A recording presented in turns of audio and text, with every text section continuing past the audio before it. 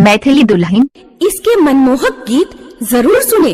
यदि अच्छा लगा तो चैनल सब्सक्राइब जरूर करें।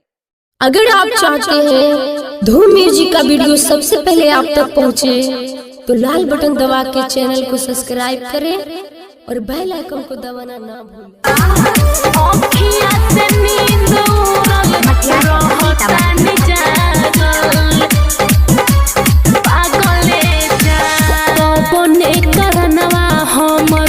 दिल तोर दिहला तोहरे के मोनालिसा जनवाए जान, कौन करनवा हमर दिल तोर दिहला तोहरे के मोनालिसा जनवाए जान।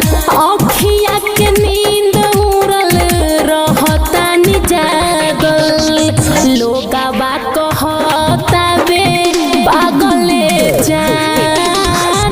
अखिया से नींद उड़ल रहता नि जागल, लोगवा कहता बे पागले जान। पागले जान, अखिया से नींद उड़ल रहता नि जागल, लोगवा कहता बे पागले जान। लागता कि यही बथे जान मोरा जाई, एको बेर न पूछल का रहे सच्चाई, रहे सच्चाई। लागता कि यही बथे जान मोरा जाई, एको बेर न पूछल का रहे सच्चाई। तोर पता नहीं हम यही जे याद में तोहरा प्यारों के तीर दिल में लगले जान।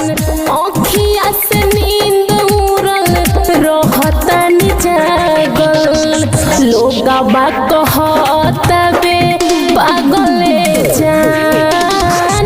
अखिया से नींद उड़ल रहता नि जागल, लोगवा कहता बे पागले जान। पागले जान,